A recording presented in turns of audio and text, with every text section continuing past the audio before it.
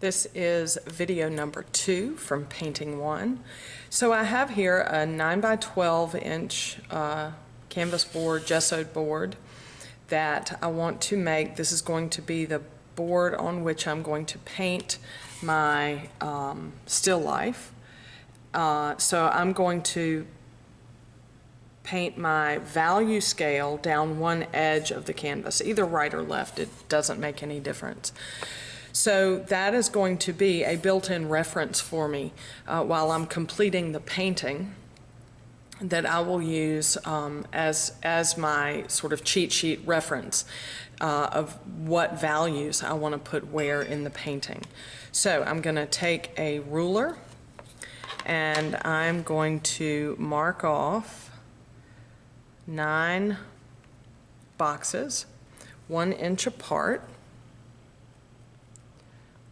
with my pencil.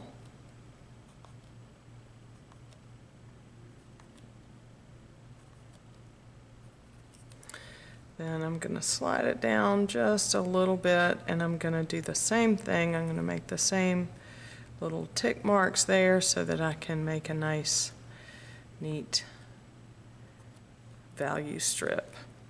So we want to start thinking about, as we're starting to paint, we want to start thinking about using your tools correctly and thinking about brush control so that we are, as painters, are in control of the painting, not having the painting be in control of us. Okay, that looks good. So I've got an inch wide strip. Shift my ruler around, there we go, yep. So I've got an inch wide strip on the end of my painting, and I'm going to line off those 1 inch or close to 1 inch boxes. Doesn't really matter, you just want it to be consistent because this will be a part of the finished painting exercise. Okay, so I should have 1, 2, 3, 4, 5, 6, 7, 8, 9 boxes that are going to correspond to the values that I have made in my value scale. So I'm going to start light to dark with my painting my value scale. So I'm going to use a brush that's going to help me to fill in those boxes. There we go. That will help me fill in those boxes in a way that will allow me to work quickly and neatly and using the appropriate brush to accomplish the task at hand. So I'm going to start with a flat brush. So a flat brush is called, this is a bright, no, this is a flat. So a flat brush is called a flat brush because it's flat on the end. So you can see that the brush itself forms a rectangle. So we're going to use that to help us achieve the shape that we want to achieve. So when starting on the left, I'm left-handed, which is why I put my strip down on the left side. So I'm going to use those the brush and the bristles of the brush to help me. So the end of the brush is nice and flat, so I'm going to start my stroke at the edge of that shape that I want to fill in, and I'm going to pull the brush away from the tip. So it will fill in there without having to reach into up to that edge. So when I get to the corner here, I'm going to again use the corner of the brush, and I'm going to use this edge of the brush to create the edge of the square. So I have a small jar of medium, which is Galkyd, is what we will be using. I'm going to put just a little bit of Galkyd in my jar. And then I have a jar of Gamsol, which is my clear, odorless mineral spirits that we use to thin paint. Okay, so starting here on the light end of my value scale here, working down towards the dark end. I'm going to get a little bit of Gamsol on my brush, and I'm going to dip just the corner of the brush into my medium. So what that does is it makes the paint slightly more fluid. I don't, however, want to make the paint transparent. I want to get a good opaque coverage.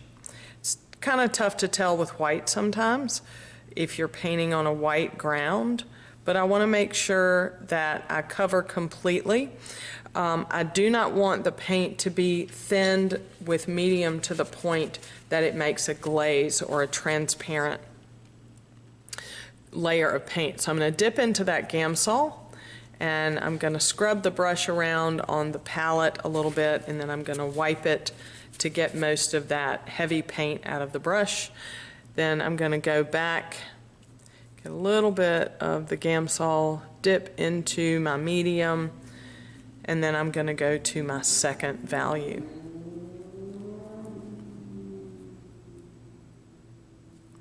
So again, I'm using that brush to help me be more efficient and to cover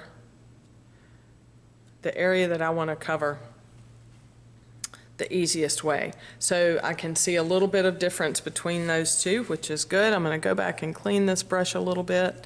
Again, just wiping out the heaviest paint.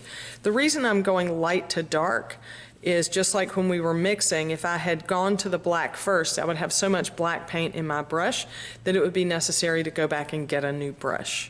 So I'm going to keep moving here from light to dark. Now my third value.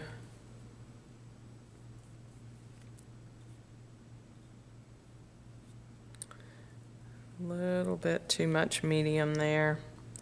I don't want to be able to see through my paint.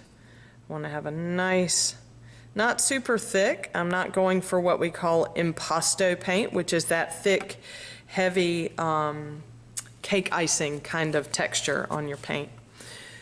So looking at it, that's kind of a big jump there. We'll see how it works as we continue. Sometimes it's necessary to go back and make some adjustments when you're finished, but you really want to try to get this right from the beginning. Okay, third value. Clean that brush off a little bit. Now, when I paint, I generally always have my rag in my non-painting hand. And I'm going to try when I touch my brush into my medium not to let that brush touch the bottom or the sides of the jar. That will contaminate my medium and make it dirty and unusable. If I just dip the tip of the brush in, even if it has paint on it, the paint is heavier and stiffer than the liquid of the medium. And so if you just dip your brush in and out without touching anything, then you'll be able to continue using that medium. So I'm going to clean my brush again. And that was my middle gray right there. So then I'm going to turn this so I can keep it in the frame. I'm going to go back to my medium. Oops, I do as I say, not as I do. I just touched my brush into that medium. Okay. Oops. Let's see, 1, 2, 3, 4, 5. Here we go. Gonna need a little more medium there. Loosen that paint up just a touch.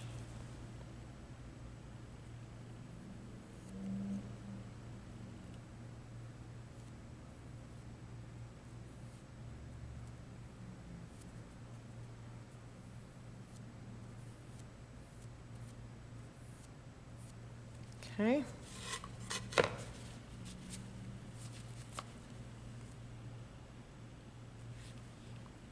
And next.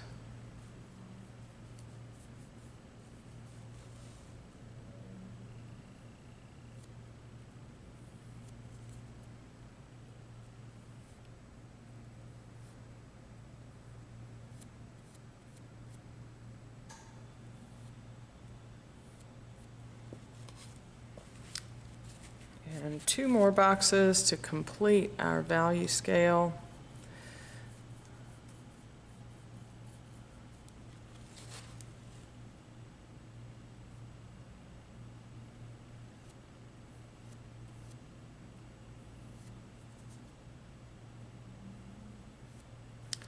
And the last one will be the straight black as it comes out of the tube.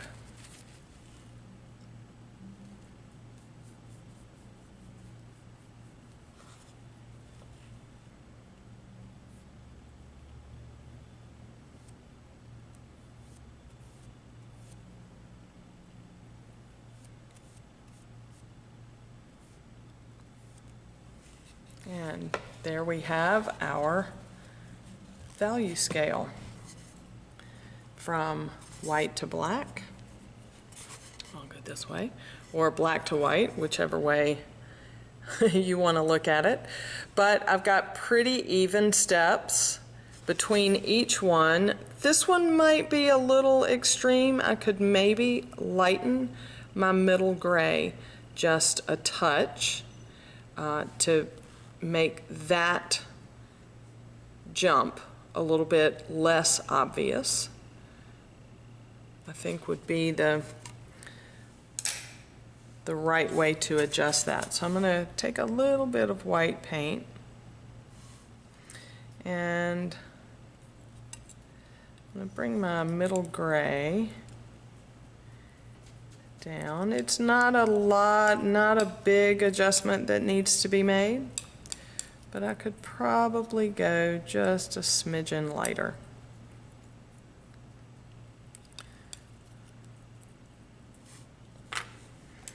Now when I paint wet paint over, I'm going to get a new brush because I have black paint on that brush. So I'm going to come in here and go right over, but I'm not going to go back and touch that again. I'm just going to take one stroke at a time and lay that new paint over the top of the paint that was already there. If you go back over wet paint with wet paint, you want to make sure that you're not touching it multiple times. All right, that looks pretty good. I'm going to hold with that. Let me go one more stroke right on the edge. There we go. That's better. All right, so that is a much more even shift. Now, you can also wait for this to dry and go back over it. Y'all know that oil paint is, the beauty of oil paint is that you can paint over areas that you need to. But that is our value scale that we're going to use to complete the painting on this canvas, which will be a value study of our still life, and that will be coming in video number 3.